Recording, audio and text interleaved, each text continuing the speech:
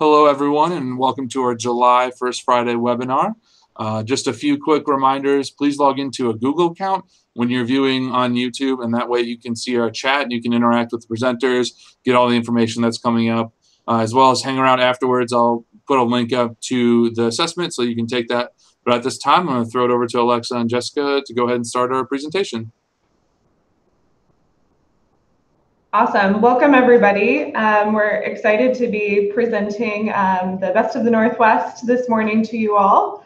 My name is Jessica Rashid, and I am an area director at the University of Washington. I've been at the University of Washington for 5 years now and have worked both as a resident director and now in my role as an area director, where I supervise 2 full-time professionals and 4 graduate student staff. And previously, I was at a small private liberal arts institution in California. Good morning, everyone. My name is Alexa Forster. I am a residence education specialist for leadership and programming.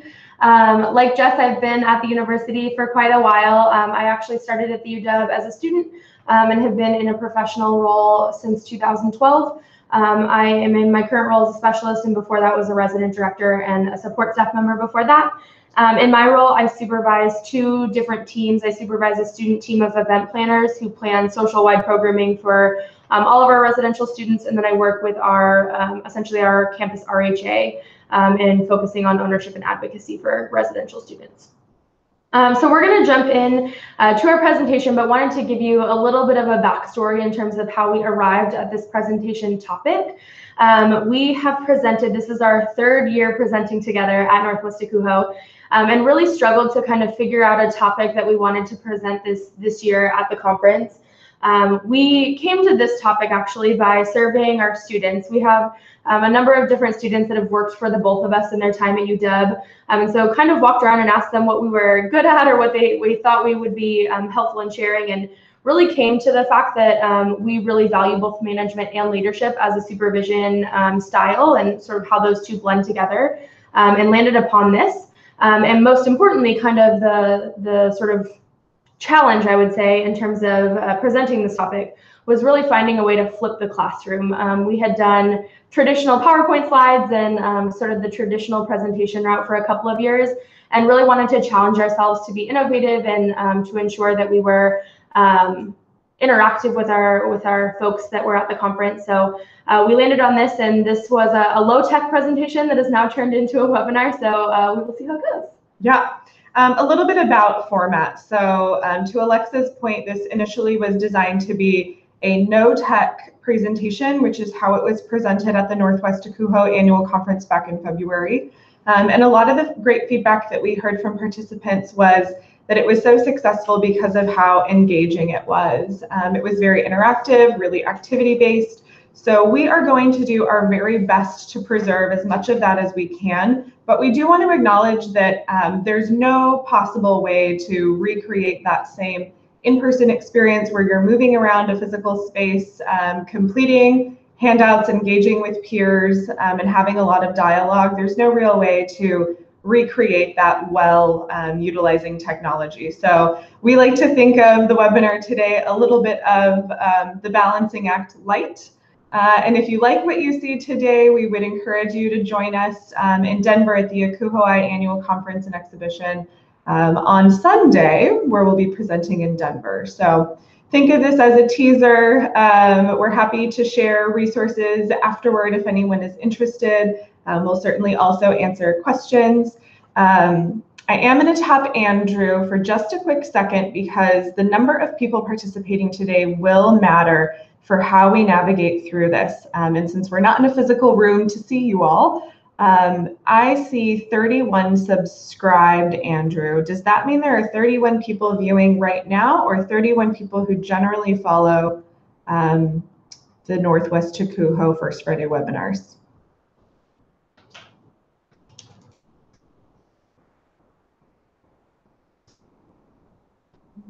That means there are 31 people following NWACUHO. I see 7 or 8 people that are watching now. Okay, perfect. So we are going to navigate through this in a way that hopefully will be kind of a hybrid educational for you all who are watching, but also a little bit of a train the trainer. In order for us to have a good data sample, well, we need a good data sample to run this how it is intended. So we're going to do a little bit of a hybrid. We'll fly by the seat of our pants just a little bit, and we'll thank you in advance for doing that with us. To get started, if you haven't already, go ahead and print off the 3 documents that are in the Google Drive that's been shared to you in the chat on the YouTube channel. You'll want each of those 3 documents to have printed and be referencing throughout. At a minimum, you'll want to pull them up and have something to write on the side. So go ahead and do that now if you haven't already. And then we're going to dive into this.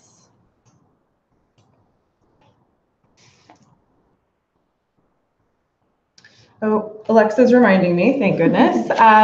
This presentation really is geared toward new professionals. So both at Northwest ACUHO and in the ACUHO guidebook apps, it's listed as 0 to 3 years of experience.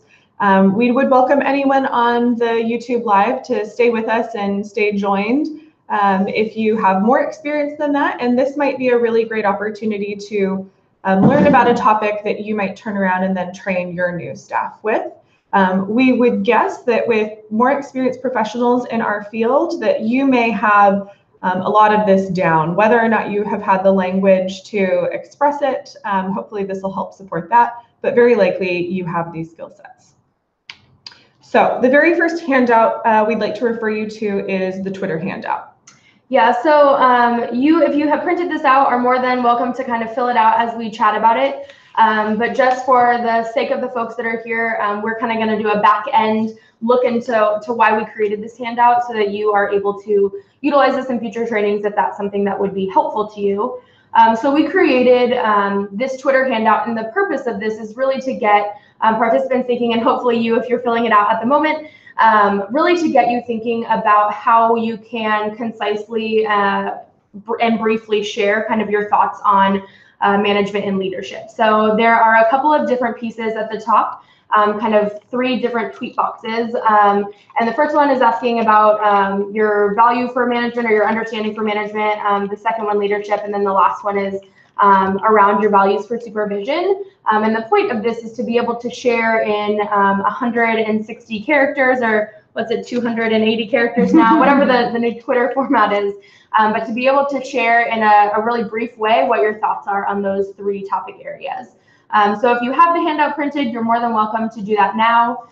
This is also a really great exercise. I use these sort of tweet handouts and Twitter handouts for a lot of different purposes, but I think it's a really great way to concisely define what we're talking about, and it really helps students and professionals alike, I would say, really sort of get to the nitty gritty and to the point a lot quicker. And so that's the purpose of this handout. So take a minute to reflect on how you define management and leadership, and also your personal values for supervision.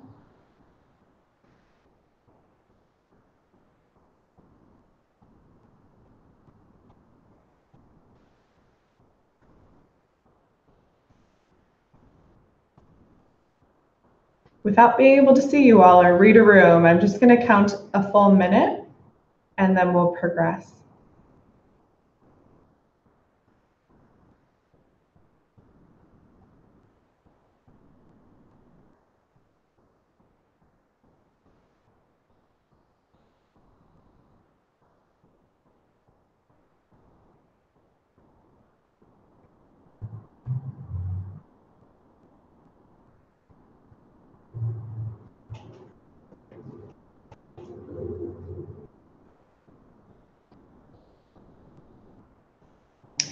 All right, as we prepare to move on, if anyone would like to share by copying and pasting into the chat box any of your responses to that, we'd love to hear from you.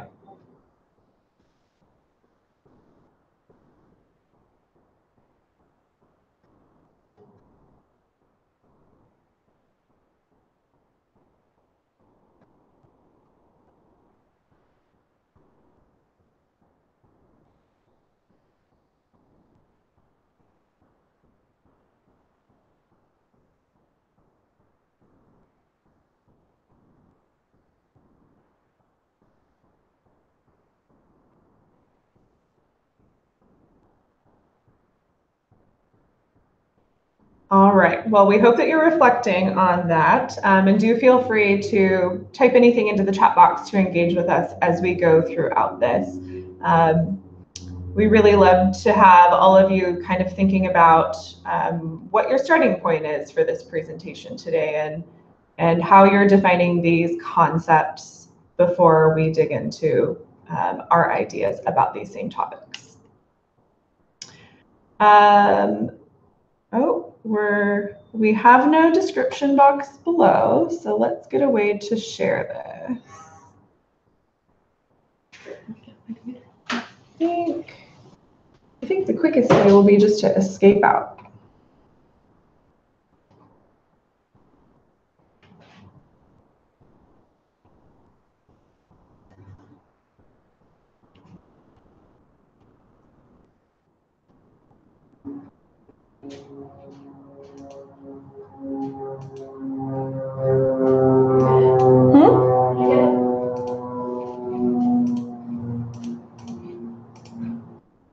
All right, I think we're back. All right, so there's a SurveyMonkey link that I've posted to the chat on the YouTube channel. Given the number of folks who are watching now, it looks like we're up to 10. Yay, welcome. Given that we're up to 10 now, we're probably going to give you about 2 minutes to complete this. It's quite quick. And I think about 2 minutes will be enough. So go ahead and click on that link to the SurveyMonkey tool that's in the chat box and complete that now.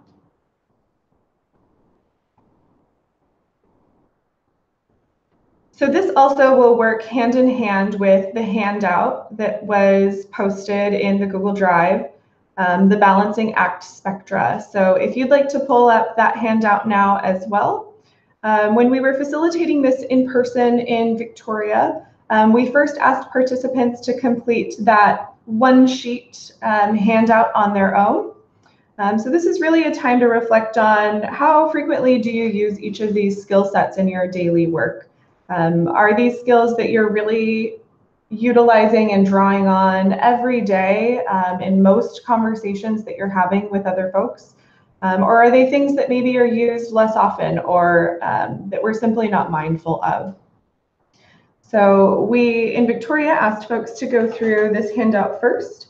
And then secondarily, after that was finished, and it looked like most folks had had an opportunity to do that, we had large spectra placed around the physical room, and small Post-it notes that we asked people to go around the room and plot, kind of matching off their handout where they were in terms of never or always, never or daily, and how frequently they used each of these skills. So initially it was a really personal reflection, considering really honestly how often these skills were used in your work, and then shared out with the group visually across these large spectrums that were posted around the room. So we're going to do our best to recreate that using this SurveyMonkey tool today. This is going to be the share out.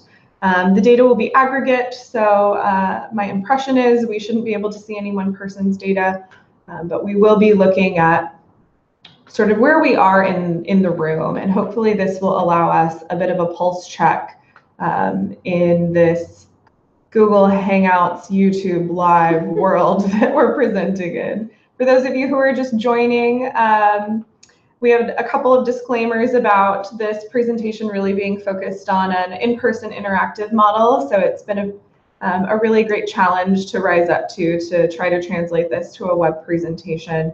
We're excited you're here. You'll want to start by printing off the documents that are in the folder.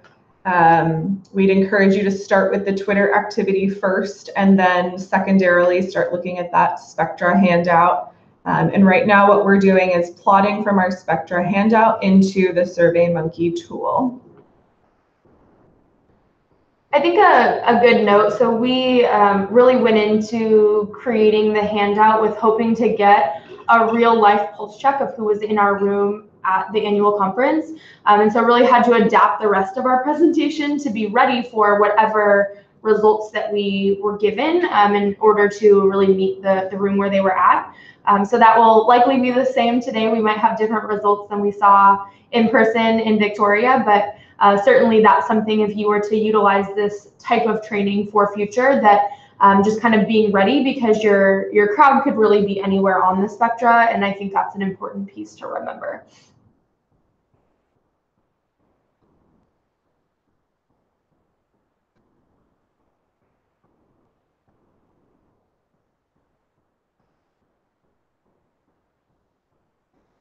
If anyone is on and logged in and sees the chat box, if you've completed the SurveyMonkey tool, will you chat with us and let us know that you've finished it? Yeah, I'm looking at it right now and I'm not seeing the link yet. Sorry. Oh, okay.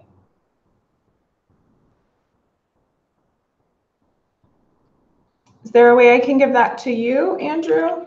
If you just want to put it in the chat in this window.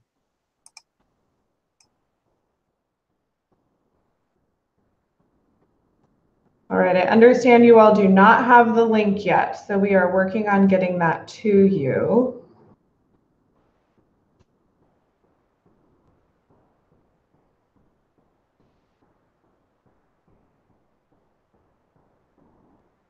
Hopefully this has allowed you some time to work through that handout first and reflect on the frequency with which you use each of these skills.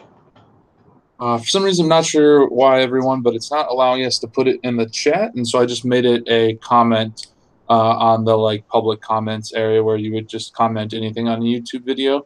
So you should be able to check there and see the SurveyMonkey link.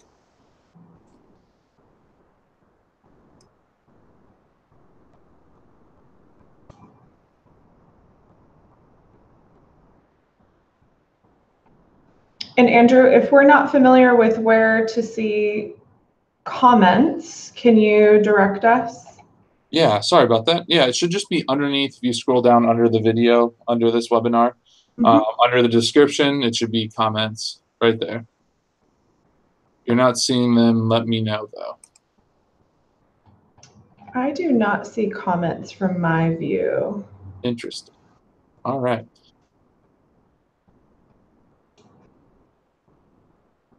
You might have to refresh the page real quick and see if you see them then. Okay. Sorry for the technical difficulties all. Oh yeah, I removed it.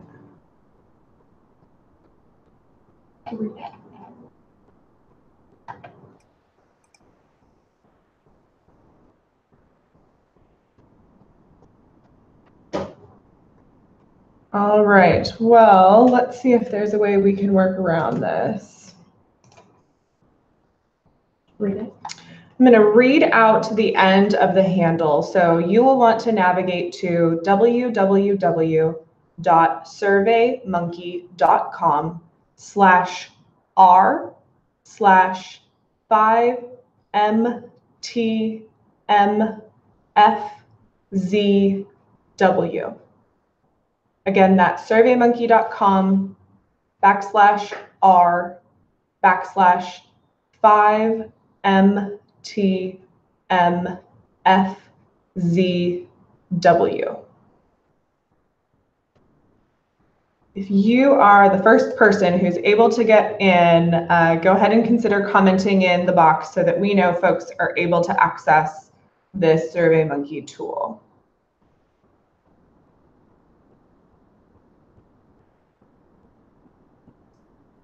I also just added a Oh, great. bit.ly. So if that works, that should hopefully be up there now. Excellent. Good troubleshooting.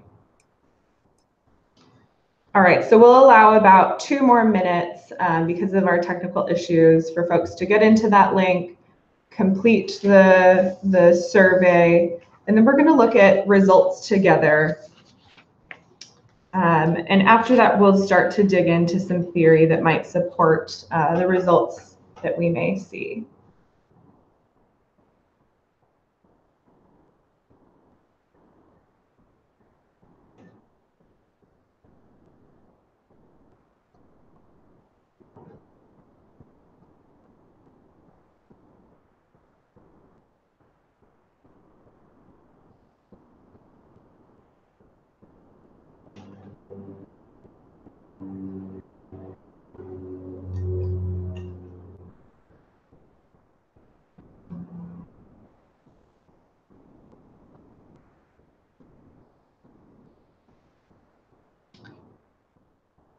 All right. We're going to hope that's been enough time.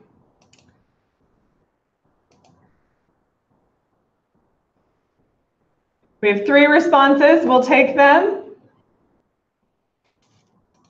And let's analyze these results together. So again, initially in person, this presentation, we would be seeing all of these plotted around a physical space, and we'd be able to look together at the frequency with which people are using these skills. A larger data sample obviously gives us more accurate data to work with and analyze. So for today's purposes, we're going to take it for what it is. We hope you'll roll with us on that. Initially, what I see is that empathy and communication are pretty high. So I'm hoping you all can see my cursor. Maybe you can, maybe you can't. But empathy I'm seeing up at a 4. Communication is also at a 4. And then we're seeing accountability, consistency, flexibility, problem solving, delegating tasks, and listening look just below that. Growth and compassion, interestingly, and maybe unexpectedly, are a little bit lower than what we saw in our last group. Some ideas that I have about this.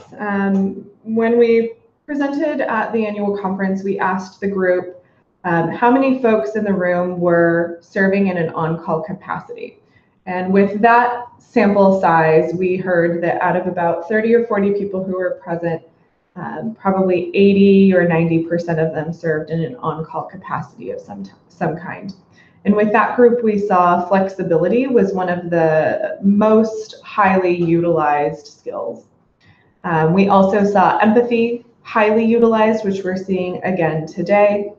In that group, we saw compassion was very highly ranked as well. So interesting to see that shift a little bit. With only 3 responses in here, oh, we're refreshing to see if we have some more. Great. With only 3 responses in here, we're going to speak a little bit more generally than I think we would if we had a group of 20, 30 or more. So we'll head back to this, but what we see is that some of these skills are categorized as leadership skills, and some of these skills are categorized as management skills, and we're going to jump into that. In the room, if we were in a physical space, what you would see is that these skills would be divvied up, and half of the skills on one side of the room would have been management, and the other half would have been leadership. So it would have been neat to be able to see where folks fell on either side of the room. And in our experience running this both with focus groups and then also at the conference, it was very clear that one side of the room was more utilized than the other side of the room, which is really what we would expect in this field. Yeah, I think it's worth mentioning too, at the annual conference, Jessica mentioned some of the skills that were rated higher than others. We saw a real dip in delegation or delegating tasks when we polled the group at the conference. And then some of the other management skills were a little lower than the leadership skills, certainly. So that's what we spent the majority of the conference time speaking to, and we'll probably even it out a little more in this session, but I think that was worth noting as well. So this is just a little Venn diagram that was created by someone lovely on the internet. But this is just kind of looking at leadership and management, both as separate skill sets, but then also understanding where those overlap. And I think a piece of feedback we had gotten when we submitted this proposal was that they felt like we were trying to describe these two things as these siloed skills and not understanding that they do have a lot of overlap. So we wanted to really clearly state that in both our conference presentation and now, that there is a lot of overlap, and our whole purpose of the presentation is to really sort of highlight why doing both of these things well and in concert with one another is important for supervision. So this is, like I said, a little Venn diagram, and it just talks about some different leadership skills and management skills, but how the overlap of those are really sort of what we're seeking for when we're seeking to be a good supervisor. And that's accomplishing goals, maintaining vision, motivating others, but then also utilizing the resources that we have around us. And we certainly know that we all have different levels of resources, so being able to effectively utilize those is helpful in supervision. So we're going to kind of skip into each of those pieces individually. I know we said we'll talk about them together, but I think it's helpful to sort of call out the differences and why they're distinct terms that we're using in the presentation. So the first one here is leadership, and this just dives into a little bit of theory, not too theory heavy, but pulled a couple of these out of some leadership books that were sitting on my shelf and I think are important for us to really lean on when we talk about leadership and supervision. So the first piece is just leadership is about motivating others, and it's getting people moving and getting people sort of bought into what we're doing.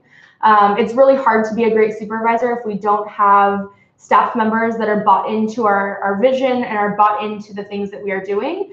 And so at the core of leadership is motivating others. The other pieces, and we'll get into this a little more actually as we get into strategy, so I won't touch on it too much. But the leadership challenge book is one of my favorites when it comes to leadership, and we called out just a couple of pieces here, but role modeling is a huge piece of leadership, and we actually called that out specifically later on, so we'll let that be a teaser there. Like I said above, inspiring a shared vision and motivating others is great, and kind of finding a common ideal. We always talk about kind of like a mutual fit, and I think that goes as well for leading our student staff and our professional staff, but having a common idea and an ideal that we're working towards together. And then again, that creating and maintaining buy-in is another key piece. The last piece, and I'll talk about this I think a little bit later as well, but this whole thought of getting on the balcony, I really remember very distinctly from grad school, and I like to refer to it often, but it's really about being able to be a participant at times, and then also being able to be an observant at times and observing, the situation below you. So this is sort of the idea of needing to be, they kind of refer to a dance floor, I think, in the book, but really being on the dance floor and understanding what's happening at the ground level, boots on the ground, but also being able to step away so that you can see larger patterns and trends that are going on with the staff that you work with. So I would definitely say that that's a piece that I find valuable. I think a couple of these resources too are where the criteria or skills that we got were out of these books. So the Kouzes and Posner book is where we got this whole list of skills that you just took a survey about. So important to know too that when we're talking about each of these skills, these are also coming from the research that is out there. We didn't cherry pick these out of the sky. And then some of them also came from the business world, and we'll talk about that now. So management. There is a lot of conversation in the business world right now, probably for the last 5 to 7 years, about management skills. But this is one of the most, I would say, empirical maybe sorts of ways of looking at management. So social psychologist Robert Katz wrote a pretty prominent article in the 70s called Skills of an Effective Administrator in the Harvard Business School. So in that Harvard Business thought about the relationship of managerial skills, they really boil it down to competencies and hierarchical management levels. So the result of this article was the setting of these 3 ideas of managerial skills, and they're characterized here. So the first is technical skills that require you to carry out specific tasks that fall within the purview of your job. So this is the how to do the thing. This is the boots on the ground ability, the getting your hands into the work and really understanding the work itself. The conceptual skills are the ability to understand varying degrees of complexity in specific situations. So for me, I think about this as data analysis, being able to make sense of a complex process, etc. And then the third piece are the human skills, and that's really the ability to be relational. But Katz suggests, and there are 2 Katzes that I'm going to talk about today. There's a management theorist, Daniel Katz, suggests that this can't stand alone. And I think that's pretty interesting in our field compared to maybe the business world, where there's such a focus on the technical skills and the conceptual skills, but oftentimes the human skills are really lagging. And I would argue that maybe that's exactly the opposite in our field. So when we think about the intersectionality of management and leadership, I mentioned that this has been a hot topic in the business world for a little bit. I'll also share that in a past life or before this career field, I was in public accounting and graduated with a degree in accounting and international business and worked in that field for about 4 years before making a career change. So I remember these things intimately in terms of how I experienced them as an employee of a manager. And a manager in the truest form, and I would say leadership truly was missing. But in the last few years, there's been a lot of conversation about that intersectionality in the business world, and that's been really wonderful to start to see. And I think we could take a few notes out of their book. A recent article in Forbes shared that our traditional view of management is task-based and mechanical, which is true, right? Those are the building blocks that we just looked at in management theory. But in that worldview, we don't think about topics like, how are my teammates holding up? Are they stressed out? Are they feeling good about the future and about the energy on the team? I would argue that in our field, we're often the first to ask, how are my teammates holding up? Are they stressed out? Are they feeling good about the future and about the energy on the team? But I think as a field, we sometimes struggle to then consider whether tasks are being completed efficiently, whether we're getting things done and meeting those ticking those management boxes, so that we can all enjoy that self-care time that we love to talk about. So I think that I bring this up to really demonstrate that contrast, that I think there's an intersectionality where in our field, we are really working to shore up those management skills. And I think in the business world, they're really looking to shore up those human skills. So I think it's a neat time right now to talk about a topic like this. I also would like us to consider at what cost does this happen? So if we are hyper-focused on the human aspect and we are forgetting about those technical skills or conceptual skills, what cost does that come at? I think a lot of us get into this field because being relational comes naturally to us. That's probably in many people's top strengths, but I think sometimes that's at the suffering of accountability of our staff members or self-care for ourselves. So I would just like to point that out. And then the question I posed down at the bottom is, can we have it all? If we really do begin to figure out this intersectionality and to get on the dance floor and to figure out where these things balance out for each of us, can we be a supervisor who effectively balances a management skill set where we can look at the tasks, look at the concepts, see big picture, get things done, and still lead people in a way where they feel supported, where we're demonstrating flexibility and empathy and care? And I think the answer is yes. All right, so we, in preparation for really how to sort of put this all together, how to wrap the bow on this presentation, we sat and really tried to figure out strategies that both of us utilize on a fairly regular basis, maybe daily basis, that we think are part of the reason that our students have identified us as doing these two things well.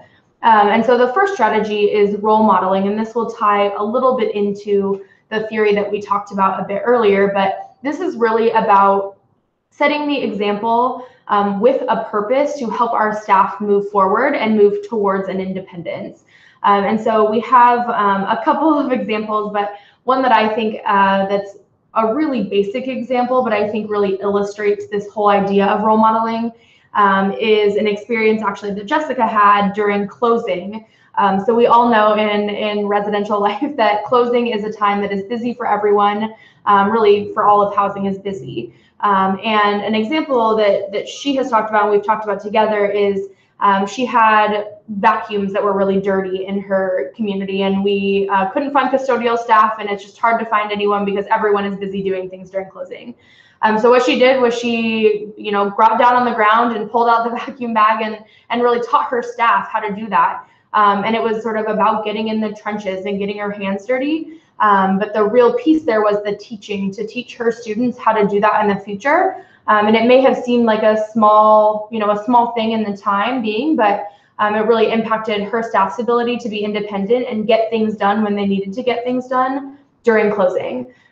I think that the real key about that experience, I had them go get a screwdriver. We had to take the whole vacuum apart. It was not just a vacuum bag. And they were surprised to see me do it. But I think the real key here when we're thinking about the balancing act is I did one vacuum. I didn't sit there and clean every vacuum. I didn't use a screwdriver and take every single one apart. And there were more than one that needed some taking apart.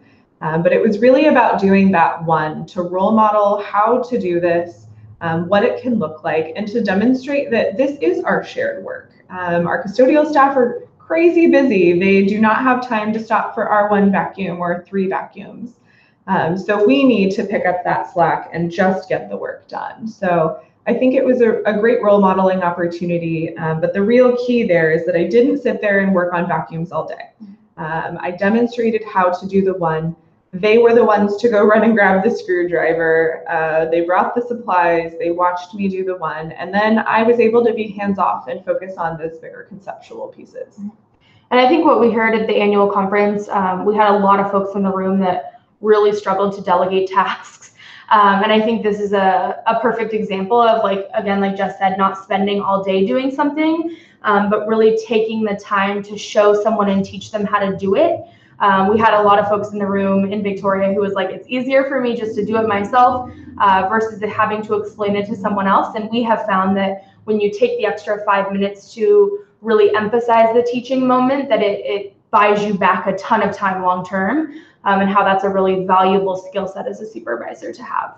At the bottom of the slide that you're seeing on your screen, just a couple of the benefits that we've identified in terms of role modeling.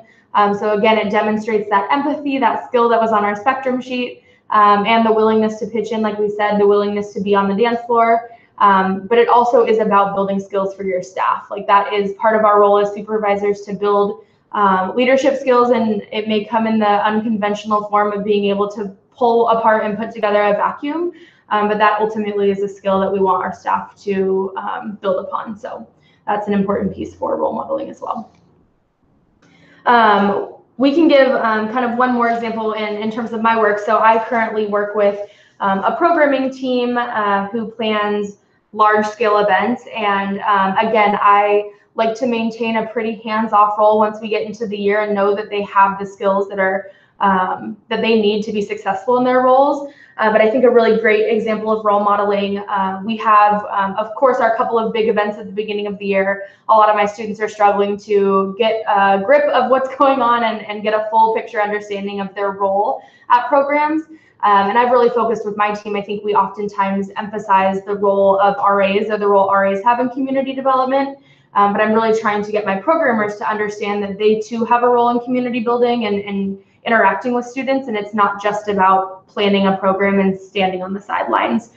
So last year I was at kind of a dinner party event they put on, and all of my students like put the hamburgers out and did all the decorations, and then we're standing off to the sideline. And I like to pop into maybe 3 or 4 events every quarter just to surprise them and make sure that everything's going according to plan. But I pulled them aside one by one, and I walked them into the space where all the students were, and I taught them how to have a conversation. And I think that's a really baseline skill. We expect that all of our students can have a conversation with someone else, but I think they get nervous about that and they don't know what questions to ask. So I had sort of a one-on-one teaching moment with 4 of my students. That's half of my team, and then kind of did that with another 4 students at another program. And then I felt like they were really equipped to move forward and be a community builder at their events. And so that was one of those things. Yes, it was an extra evening, but it was no extra evenings after that, because I really sort of instilled with them the skills that they needed to be successful at future events. Another strategy we talk about and use quite a bit is coaching and to some degree motivational interviewing. Many of you have probably been exposed to motivational interviewing as a concept for moving folks through stages of change. Most often, I think about motivational interviewing in my work as a conduct hearing officer or administrative hearing officer. But we really can adapt this to the way that we coach and work with the staff that we supervise as well. Really, it's about meeting a staff member where they're at and helping move them from one stage to another, understanding that if they are only contemplative, we're not going to jump straight into action and growth and seeing all of those beautiful outcomes. But if we can get them from one stage to the next in a single interaction, then maybe it's possible as the year or quarter or semester moves on to continue to help them grow through those stages. If you are not familiar with motivational interviewing, this is really the skill development part. So 4 of the facets, they talk about it as an acronym OARS, which if you read down like a, what are those called? Anagram, I think, where the letters go down. You'll see OARS, and that stands for open-ended questions, affirm, reflect, and summarize. In a non-web format, we would ask all of you to offer us some examples of each of those 4 skills to get some practice in, but I'm going to encourage you to jot some notes down. One of the handouts that you may have printed has some note-taking space, and we'd encourage you to use that now to think about what are some of those open-ended questions. How do you meet someone where they're at? How do you affirm the work that they're doing, help them to reflect, and help them to summarize? An example of this from my experience, I have 4 graduate student staff who work for me, and one of them was really having trouble having effective conversations with a resident who was really frustrated in a previous interaction. And as much as we would hope that the resident had moved on, I really would have wished the staff member would have moved on a little more quickly too. And she just wasn't. So what we did is we sat down in my office during a one-on-one and we role-played through during that one-on-one. And we talked about how she anticipated the conversation might go first. I asked her what did she expect the resident to respond with, and then we actually role-played it out. So kind of got her thinking about what her expectations of the conversation were going to be, and then role-played what else it could be like. This is different than role modeling because I wasn't there for the conversation that she then had with the student. I was not a participant in that conversation. I was not showing her how to do it with a resident. We were working on demonstrating those open-ended questions and reflecting and summarizing and using these OARS motivational interviewing skills to help her see how the conversation could go. And to kind of open her mind to some different possibilities. So I think that's a great example where I was able to demonstrate a lot of empathy for her and her experience and how frustrated she was after what was frankly a very negative interaction, and still preparing her to be able to meet expectations of the job, which included having a follow-up conversation with this individual. Alexa has a pretty great example of this as well. She oversees our residential Community Student Association. It's quite a long name. It is. I can talk about, so that's our campus RHA, like I mentioned in my introduction. That they are a group that historically, at least on our campus, has really struggled to understand the role of an advisor with them. So they're very clear to make it that they do not have a supervisor, they have an advisor. But they really struggle to understand, like I said, the role of advisors. And I think they see, student organizations on campus, our ASU Dub group on campus, and they have advisors, but they're not even pretty hands-off, they're very hands-off. And so I really worked probably for an entire academic year to get students to understand that an advisor's role is to challenge you to be your best. And an advisor's role is to ask you hard questions and ask you good open-ended questions that result in ultimately skill development. And I think that was one that took a while. They didn't necessarily see the payoff as quickly, maybe as a student who goes on to have a successful conversation the next day. But I think is one that paid off really long term. We've now kind of created, after 2+ years in the role for me, really created a culture with this team that, I will ask tough questions. I will ask them the why behind what they're doing. And it's because I care and because I think the work that they do matters. And so I think that's another piece, is really tying in the care and the sort of the intentionality behind those conversations. And I'm not pushing you, or I'm not asking you tough questions because I don't care. It's really the complete opposite. So that's one that was certainly frustrating at times. I can imagine that all of us as supervisors have those moments, but one that can have real payoff if you can stick with it through a time or a year. I think the RHA example Alexa just shared is really demonstrative of the different steps of change that folks go through with motivational interviewing. I would say that the group she works with starts out every year as pre-contemplative. Step one. At best, maybe. So it really does take using these skills throughout the year to move them through that process. And usually we're on a quarter system. So usually by our third quarter, spring quarter, she really starts to see that payoff and sees the benefits and the fruits of her labor. The last strategy that we wanted to chat about today was effective feedback. And this is probably, I would say, the strategy that we've spent the most time talking about at the annual conference in Victoria, because I think it's one that it's just hard to grasp. And especially, we're really lucky at the University of Washington because we have pretty structured feedback processes in place that I think help facilitate some of this dialogue. But we think it's a skill that is absolutely imperative for good supervision. So we wanted to spend some time talking about it. The sort of core of feedback that we like to talk about is really the sort of combination of recognition and accountability. And I think recognition sort of plays into the positive feedback.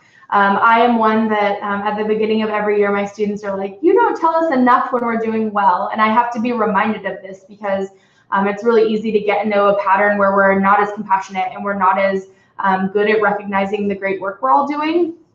But it's one that's just really important. So the recognition piece and accountability obviously is sort of the other piece of effective feedback. Those need to be distinct pieces. I think oftentimes when we give feedback, we always hear it from our peers about like not trying to sandwich bad feedback or a critical feedback with recognition about other things. So if I'm saying like, you're doing great on this poster, also this interaction with a peer was not great for you, like putting those together doesn't make sense, and they need to be siloed pieces of feedback. So we have a couple of kind of skill building examples below in the second little paragraph, but we really talk about feedback on our campus as being timely, being direct and specific, and then also really focused on observable behavior. Saying that like, it seems like this because of some other factor doesn't fly with our students as it shouldn't. And so we really kind of focus on those 4 specific pieces when we're providing feedback. We also are very, very big at this institution on pairing our feedback with an action plan. This means meeting expectations if it's constructive, like how are we going to get you to a place where you're meeting expectations? And the real key piece I would say about that is we try to make it really student driven. We never want to create an action plan and box it up for a student and say, good luck, doing this. We want them to get to a place where they're identifying steps to meet their expectations in the future. And so I think that's something that's really a collaborative process when we're working with students on feedback, to understand how it is that they will get themselves to a better place when it comes to, doing their job. Being able to move on and allow room for change or growth. I think it's oftentimes, you have a staff member that struggles in one area and it's really hard to see them outside of that, or really hard to accept that they might be improving or changing or growing. And so I think really being able to pay attention to that and have some self-awareness around maybe the biases that we carry when it comes to student performance. And then the follow-up piece. Both of us really value the follow-up piece, but I think being able to acknowledge the growth that happens and being able to point out, and I think that's exactly maybe what recognition looks like. Or it's maybe about restarting the cycle and, hey, we talked about this and we aren't seeing improvement. We're going to start back at the talking about observable behavior, then move on to the action plan and go from there. So those are all sort of pieces about effective feedback that we think are really critical. Again, we're really lucky to have a structure in place that makes giving feedback, a normal part of our work. And I think one piece that we talk about in here is just consistency. Like if you are giving feedback to certain students and not others, if you're giving feedback once a quarter instead of regular, like that really impacts staff members' ability, one, to meet their job expectations and exceed them, but it makes our credibility really hard to maintain if we're only providing feedback on a sort of semi-regular basis. Yeah, I think whether or not your institution has structure for feedback, I think it's something that we all can incorporate to our daily practices. And Alexa mentioned consistency and regularly. To me, regularly and consistency means daily. That I'm offering feedback to a staff member after any work has been done. Whether it's I appreciate that you were able to execute that at such a high level in such a quick amount of time. That might be what recognition looks like, where I'm being specific about the observable behavior. The work was done at high quality quickly. Or whether it's critical feedback, and then maybe it's before something is a performance management issue, but you can still be offering that feedback. I would much rather help a staff member correct course than get to the point where we need to be doing some more formalized performance management. So I think considering feedback as something to be normalized, something to be incorporated as part of your supervision style. If it happens all the time, if staff come to expect that you're going to have something to say all the time, it becomes less scary and it becomes expected. And I think it really helps the staff member to not allow it to be personal, because they see that it's about observable behaviors or observable outcomes. And it's so regular and such a clear part of your supervisory style that it helps them to separate that it's not about them as a person, it's about the work that you're observing. So I just give that pitch to share whether or not you have strong performance management structure for feedback. Giving effective feedback doesn't need that. That's not requisite for utilizing this strategy. I think, like Jess mentioned, the benefits at the bottom, the absolutely like not being viewed as scary. I think the other pieces you can see on the screen there, helping them realize their work is, seen and matters.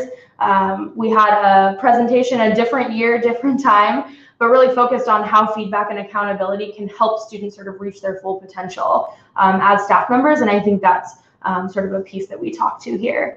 And that's kind of the bottom benefit of learning accountability, but also developing skills. I think it's a skill to be able to hear feedback.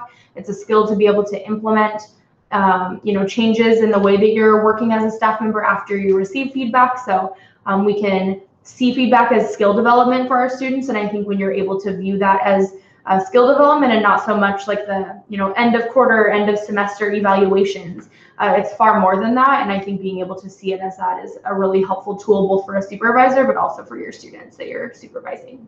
I think the paradigm shift a lot of us may need to make, thinking about that skill development piece and its relationship to feedback, is that our students should be having a fun experience, absolutely. But we should also be developing them professionally through their experience working with us. So this really helps to support that outcome. All right, to wrap this up, I would love for each of you to look back at your Twitter handout and to compare notes. So think about what it was that you responded to for each of those 3 quick takes, how you were defining leadership, how you were defining management, how you were thinking about supervision, and notice any changes. Maybe throughout these 45-ish, 50-ish minutes, you've had a change of heart. Maybe this really has just reaffirmed all of the ways you were already operating as a supervisor. But either way, take a quick minute to think about that. I'd also like to encourage you to think about the spectra handout that you completed. Regardless of the aggregate data, I'd like for you to look at where are those areas or which are those skills that you're using less often. Think about and maybe refer back to that Venn diagram slide to see whether there's an imbalance on one side or the other. Do you have really strong leadership skills and need to shore up your management skills? Or maybe you have really strong management skills and need to shore up those leadership skills. So that would be something else we'd like for you to reflect on. Again, in this web format, it's a little funky.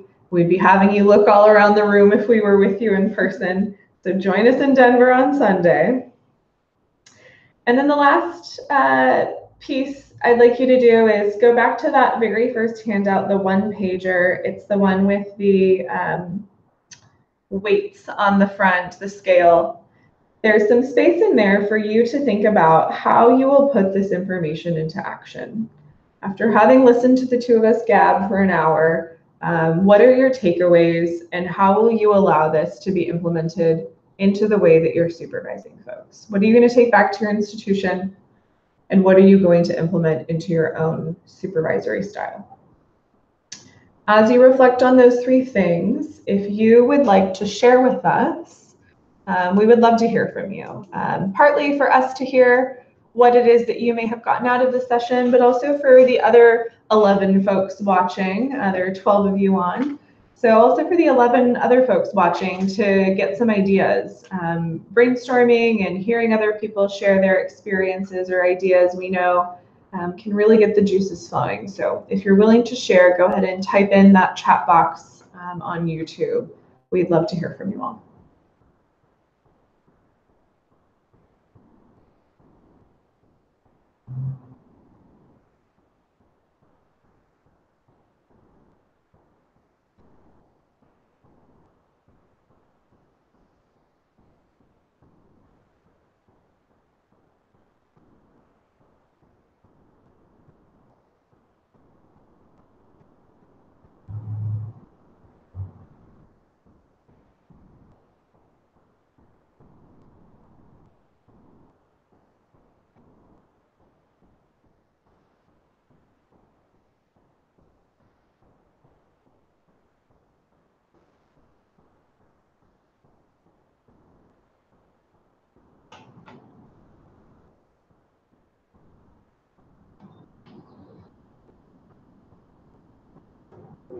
Thanks, Olivia. I see your comments on YouTube about the what is it, how to do it, benefits of it format.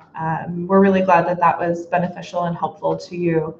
I think when we're talking about skills, it's important for us to be defining what it is we're talking about. These terms can get so mixed up, and I think a lot of folks have different meanings and intentions behind them. So we wanted to be really clear to define what we meant by each of the terms we were using. To ensure that you all were taking away some actionable skills and to understand how they might be useful. I think it can feel risky to try new things in your supervisory style, especially if you feel pretty comfortable in your ways. So we wanted to be clear about what some of the benefits might be should you choose to go out on a limb and give some of this stuff a shot. So I'm glad to hear that that was helpful for you. That is all we've got for you all today. We would love to answer any questions you may have for us. We know that we're at time. Oh, we see some folks. Andy says, and I apologize if I'm pronouncing your name incorrectly, I'm thinking of the role that students / those that we supervise play in forming the relationship. When and how do we garner their feedback and needs from their supervisor? How do we balance what they say they want / need with what we see as things they may need? I think that's a really good point. Often I will ask for feedback and what it is they think they need from a supervisor right at the beginning. And I think that that's a pretty common practice. I also like to parallel this to roommate agreements.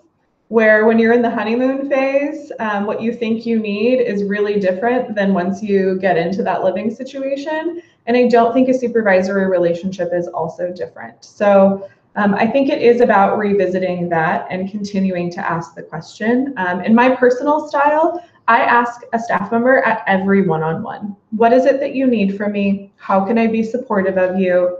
What do you need more or less of to be successful as a staff member? I ask that question almost exactly phrased like that at the end of every single one-on-one staff meeting with a professional or student staff member.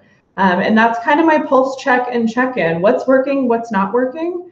That we do have more formal ways of collecting that. I do send something out at the end of autumn quarter, which is a third of the way through our academic year, to gain some more formal feedback if folks haven't felt comfortable maybe sharing every week when I ask. And then again at the start of spring, so the beginning of the third quarter. So those are sort of my personal methods for gaining that feedback. I think when we talk about what we're balancing, what they say they want or need with what we see as things they may need, ultimately, as the supervisor, you know what needs to be done in the job. So I think not losing sight of this as a job is really important. So looking at what the behaviors are that are meeting expectations, what are not meeting expectations, and what are those things that are about to be not meeting expectations to be able to follow up with. Whether they see that or not, ultimately it's up to you as a supervisor to be able to notice that, to say, for example, I have an expectation that staff are recording 10 interactions per week, checked on a bi-weekly basis, so 20 in 2 weeks, but no single week should be less than 7. If I have a staff member who records 6 one week, I'm going to follow up with them right then and there. I'm going to offer the benefit of the doubt. I'm going to check in, but I'm also going to be very clear that that was not meeting expectations. It's peanuts at that point. It's not a mountain yet. We're letting it stay a molehill. But doing that quick check-in and offering that feedback so that they can course correct within the next week. So I hope that starts to maybe get at the question you're asking when we're saying things that are different from what they're saying. I think ultimately, when you're in a job, it is about meeting the expectations of the position. And if we're clear about those expectations in the beginning, and then utilizing these skills to help move them through stages of change, role modeling for them what it is that they need to be doing, or offering that feedback, hopefully with that trio of skills, we are helping them to gain a little self-awareness and maybe see those things as well. I think just one thing I would add, I think I, like Jess, do a lot of similar things, probably because I look up to her as a supervisor, so I just copy her. But I think one thing in terms of setting expectations, I think a lot of us do written expectations at the beginning of every year. That allows a really great foundation for future feedback conversations, just to have everything written down. I use them as a fluid document, so if there is something that pops up mid-year, I will add to the expectations so that they know that's there and it's written in, not stone, but it's written on paper. I also do what to expect from your supervisor document as well. And that's really, I sort of started, but it's a collaborative conversation, and there are things that they'll ask of me and I'm like, I can't meet you there, but let's meet in the middle here. And so really using that as their way to hold me accountable, I think is really helpful. And it kind of shows that we're equally invested into our relationship as a supervisor and a supervisee. So that's something that I lay out, when they can expect to hear from me, how often they can expect to hear from me. And again, that's a fluid document, so it may change. But I think that's a helpful piece for them to see that you care about their experience as well, and can be something that helps start that conversation in the beginning of the year. Well, folks, we are at time. It looks like Andrew's put in a link for assessment. We'd love your feedback on this presentation. I'll type in our email addresses into the chat box, and we would encourage you to reach out with any additional questions that you have, or if you think we could be supportive of you as you develop your supervisory style. Yeah. We also, I think our phone numbers are on that one cheater that you have. Our contact info should be on that. Oh, perfect. Yeah, to make it easy for you. And we hope you stop by and say hi in Denver in Sunday just 2 days. afternoon. We'll be there. We will. We thank you for bearing with us through making a completely technology-free session into a webinar. We were talking with our executive director this morning, kind of laughing that we really probably spent more work trying to make this technology-able than we did creating the initial content. So thanks for bearing with us. Technology is a funny thing. And again, we hope you'll consider joining us in Denver if you're there to get the full experience of the in-person engagement in the space. Thank you so much. And thank you so much for your support of NWACUHO and this association. Have a great day.